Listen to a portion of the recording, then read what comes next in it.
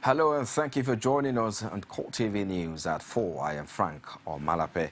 President Goodluck Jonathan has condemned rumors making the rounds that the plans to put in place an interim national government instead of handing over to a democratically elected president on May 29 is treasonable.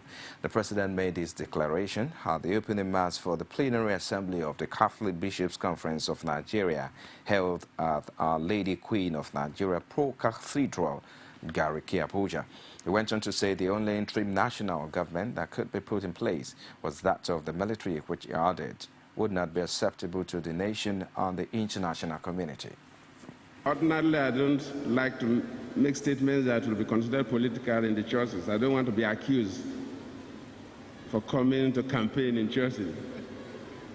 But because the bishop is eminence mentioned about the issue of interim government,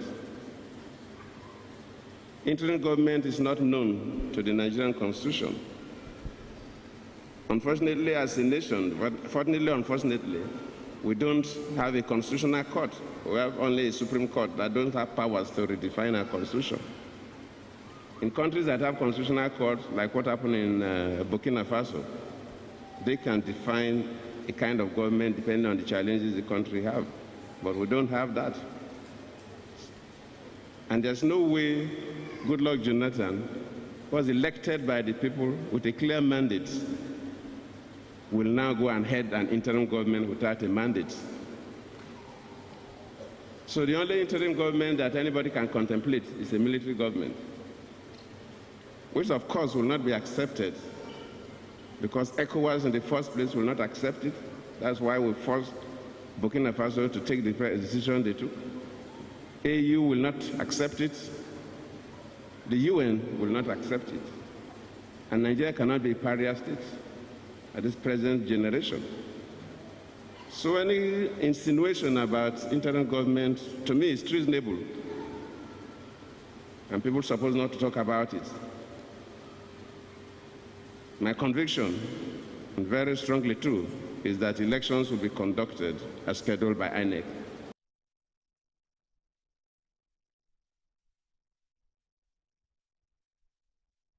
Lagos State Governor Babatunde Fashola has described as malicious a statement credited to President Goodluck Jonathan on he was in Lagos to free residents from bondage. Fashola made his reaction while inspecting a proposed cemetery site along Lekki Ekweasis of the state. He says if truly residents of the state were living in bondage, the president will not have been able to spend 5 days in the state during his last visit. I want to assume that he didn't make those statements, because if he did, the question to ask him is if he has come to free them from bondage. He was here for 5 days, meeting with people, dishing out money in dollars to them. These are the reports that we got, and I would have said that it was an unprecedented statement made in an act of desperation. That means he's been living in bondage for 5 days. If he was coming to rescue people from bondage, that means he himself was in bondage. If he wants to, you see, if he can live here for 5 days using patrol vehicles that we paid for, let him go and spend 5 days in Chibok, and he will know what bondage really means.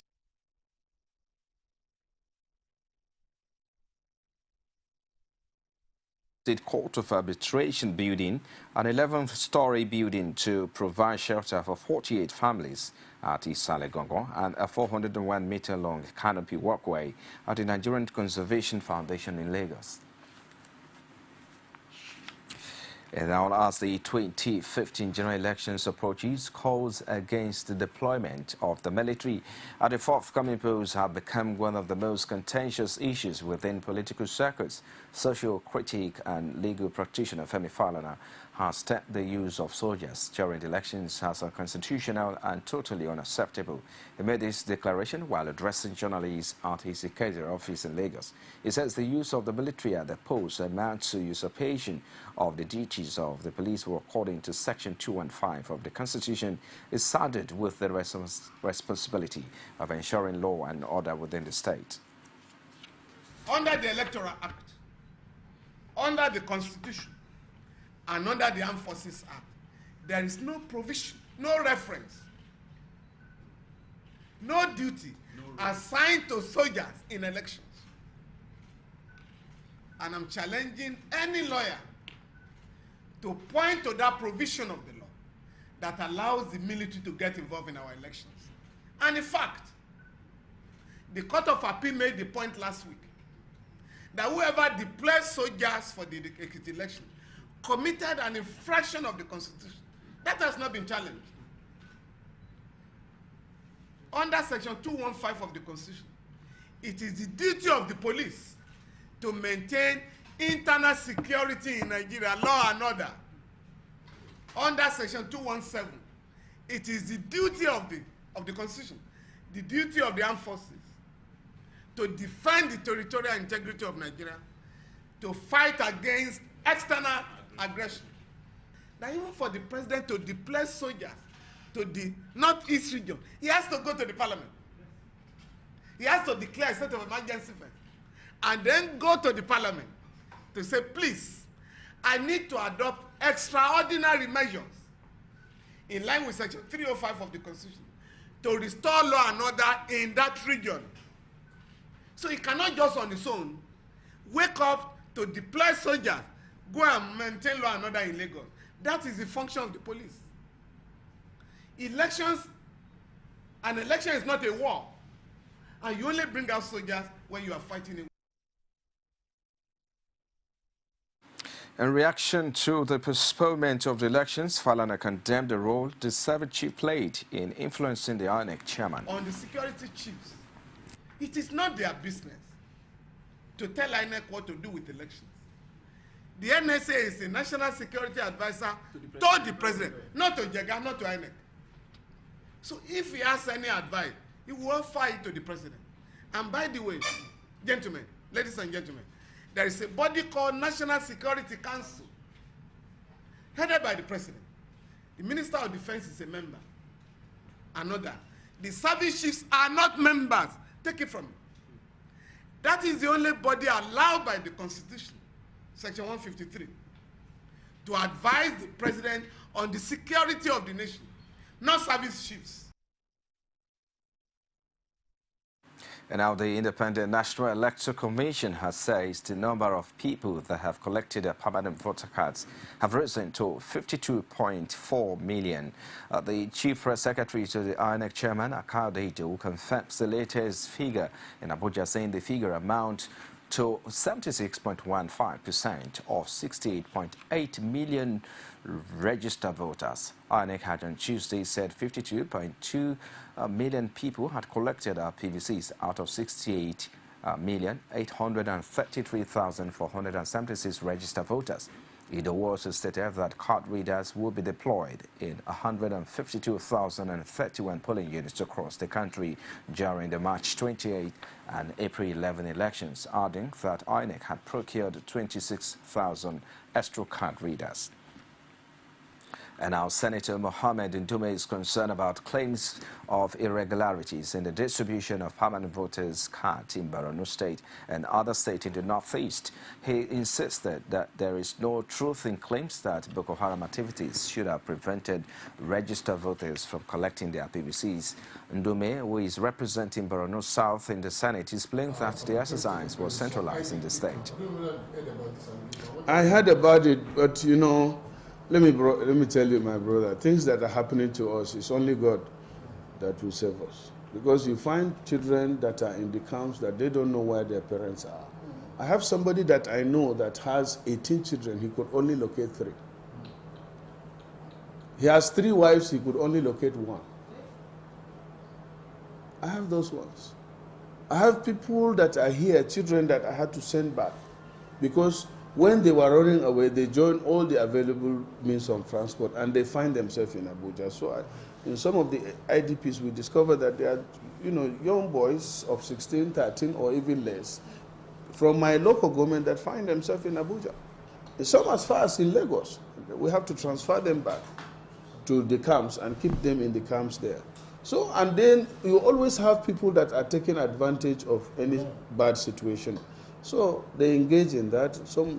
I had, the instances, but we are keeping an eye on it. and the IDP zones are now being more secured, and the instances we have of this is being really taken care of.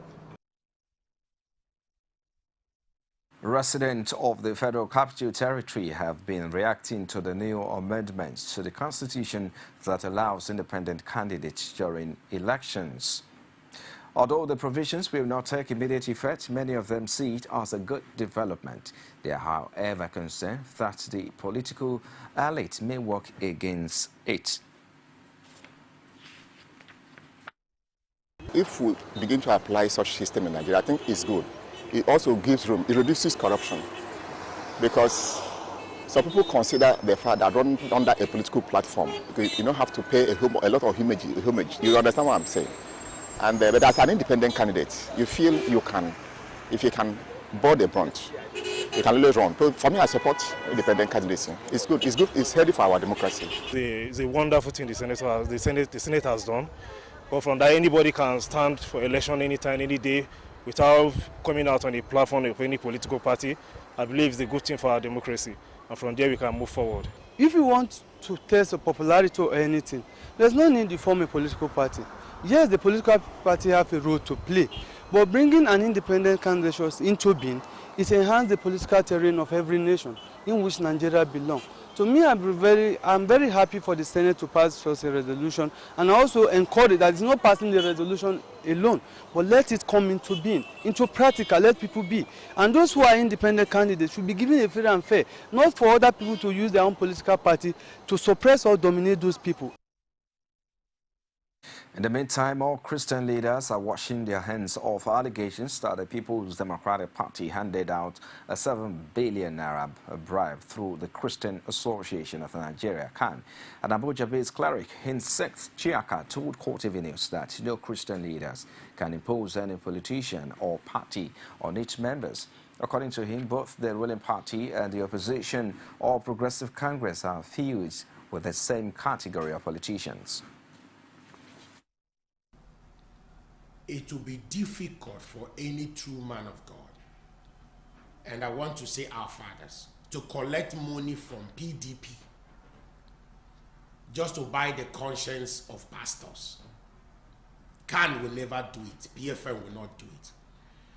There's a great difference if the way you're sitting down here, you just come to a church and you make donation. Of course, the sentiment, our conscience can be affected because of gift, because gift corrupts the mind. That is if there is a gift. But apart from that, it's difficult for any of our fathers. I've not discussed with any of them, but I doubt if any one of them will call them and say, give me 7 billion, let me share for pastors, so they can impose it on their members to vote. So I don't think that is very true. That can be very true. I've not heard of any pastor that I know telling me that money was given to him by PDP for members to be persuaded to vote. I've never had. So I doubt it. I don't think it's possible. After the break, one of the founding members of the People's Democratic Party finally dumped the ruling party. Get the details after the short break. Every day, every hour, and every minute, news break in Nigeria. Things happen so fast, it's most times difficult to track and comprehend them. But that's what we do right here on Digit 360. 2015, would you want to come back again? It's like asking Jesus Christ if he knew he was going to die, will you want to come back as the savior of the world again? We do not just help you track the stories, we break them down, explore all the angles, analyze the issues so that you can fully comprehend the stories and use them to make the right decisions.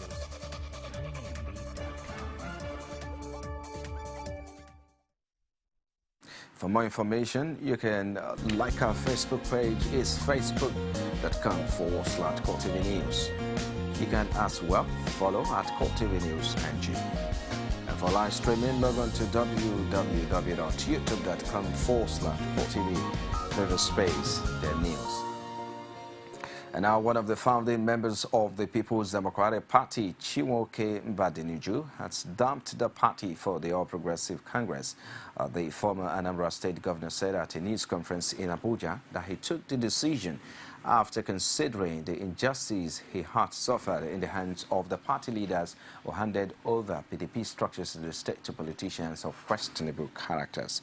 Badenoju added that between 2011 and 2015, he had written no less than 10 memos to President Goodluck Jonathan on issues of governance, but he never responded to any of his interventions. Badenoju was received into the party fold by two of the national leaders, Obunaya Ono and Tony Momo. And now the APC Presidential Campaign Organization has dismissed threat of litigation made by the Nigeria Maritime Administration and Safety Agency, NIMASA, over allegations that it was behind the hate campaigns against a presidential candidate, Muhammad Buhari, on AIT and the NTA. The agency had set a 72-hour ultimatum for the party to retract its claims and apologize for linking it to the documentary. But spokesman for the party's presidential campaign team, Garba Shehu, said in a statement that it will present credible witnesses in court, not only to prove its claims, but to also show that the Maritime Agency has since transformed into a campaign outpost for the PDP. He argued that the NIMASA Act does not envisage the involvement of the agency in a political campaign, nor make provisions for hate campaigns and funding of the activities of the Transformation Ambassadors of Nigeria. And as the people of Ekpe Division in Lagos reflect on the visit of President Goodluck Jonathan to the area over the weekend, facilitator of the meeting, Gloria Adebayo-Fesa, says the visit is designed to bring governance closer to the people. She says she will continue to mobilize Lagosians to vote for President Goodluck Jonathan. What we're looking at is ensuring that the disconnect between the leadership and the followership is addressed effectively. The traditional rulers are the closest institution to the grassroots, and once we engage them and the federal government recognizes them and visits them and discusses the projects that interests the development of the communities and gets this response and knows about what the communities are yearning for, then it goes a long way to addressing the issues. You learned about the power issue when the Oloja mentioned that, and Mr. President has made a note of it. And the gubernatorial candidate, JK, mentioned that with the Egbe and the other power stations, we're going to have light in Ekpe very, very soon. So you see, it actually enables the government at the federal level to appreciate the challenges, grievances, interests, sensitivities, sensibilities of the people in the grassroots. Following the postponement of the 2015 general elections by 6 weeks by the Independent National Electoral Commission, political parties and their supporters have continued to converse for votes from the electorate. Students and business owners across Lagos took to the streets to demonstrate their support for the candidacy of the opposition party of Progressive Congress, Muhammad Buhari, and his running mate, Yemi Osinbajo. Drawn from various campuses, the students expressed their optimism that an APC-led government will bring about the desired change Nigerians are yearning for. All right, my name is Balogun Ismail Babatunde. I'm a final medical student of the University of Lagos. I'm one of the organizers of a youth group called the Generation for Change. We are a group of students, mainly students of the University of Lagos. It started from the College of Medicine. We are supporting this group as a campaign for the Buhari Osinbajo team. We are volunteers for change. We believe it's time for Buhari and Osinbajo to take up the direction of this country. We are tired of the leadership of Jonathan, and that is what we stand for. His volunteer used the occasion to urge Nigerians to collect their permanent voter cards to enable them exercise their franchise come March 28 and April 11. Oh, the rally following the announcement of the postponement of the elections, we noticed that it caused a kind of dispiriting amongst us. We're a group of young professionals and medical students who always go out every Saturday to campaign for Buhari because we believe in him as the face of change, as the face that will take Nigeria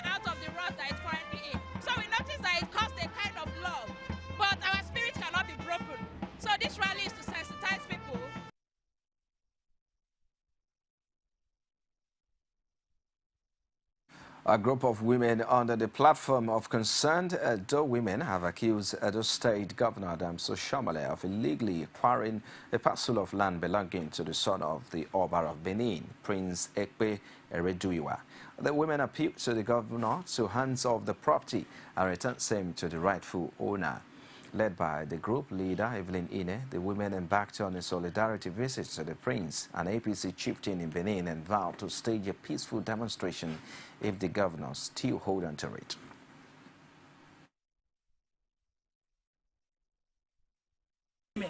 We know women, we don't fight. The effort we are going to do, we are going to make sure we mobilize as many women as we can to come out and demonstrate and tell Oshomole that he should know what is good for him at this time, because he has a mother. He should go to his house and talk to his mother, so his mother will advise him on what to do. You cannot just come to it. The palace has done so much for Oshomole. So I don't know why he has come out like this and come and say he wants to come and take the land of our own prince. So we have come out and we say no, we are against it. He should stand and make sure that he gives that land back to our prince. We are not happy, and those state women are not happy, the mothers are not happy, everybody is not happy with him. So that Ine, who lamented the awkward behavior of the governor, claims the group is neither affiliated to the PDP nor an APC, but have come out openly alongside others to denounce the attitude of the state governor. APC, I don't belong to PDP. We are concerned Edo women. Concerned Edo women. Concerned Edo women. This is not a political fight. It is not a political issue. It is not a religious issue. For the fact that you know that this thing is not good, we have to come out and say, if we are against it, that we don't like it, we must stop it. Meanwhile, the Edo Commissioner for Information, Louise Odion, have, however, dispelled that allegation that the land belongs to the prince, saying at no time did the governor threaten the prince. Meanwhile, residents of Ubiyoko community, a local government area of Edo State, stormed the headquarters of the Benin Electricity Distribution Company on Monday to protest a prolonged power outage in the area. Over 70% electricity consumer trooped to the DISCO's office located at Akpakpava Road early as 4 a.m. with placard bearing different inscriptions shutting out staff of the electricity distribution company. Security operatives were, however, at the scene to prevent the aggrieved residents from grounding traffic in the area. But the protesters said they were yet to take delivery of a replacement of the transformer, resulting in power outage for 3 months.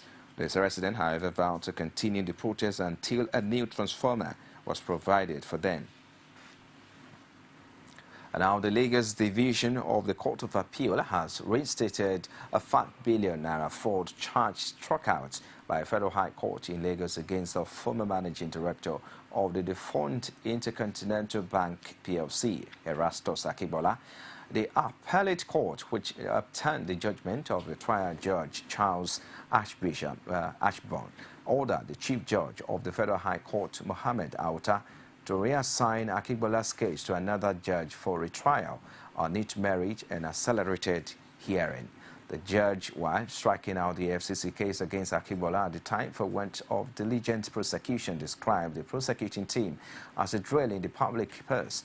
But displeased with the judge's decision, the FCC, through its lawyer, Kushes Ekweme, headed for the appellate court in the lead judgment by the Justice Amina Agui, which was read by Justice Yagata Nipa, said even a mere bystander watched the proceedings that necessitated the withdrawn alongside. Well, and that's it on CoreTV News at 4 minutes. Thanks for watching. I am Frank Omalape. Bye for now.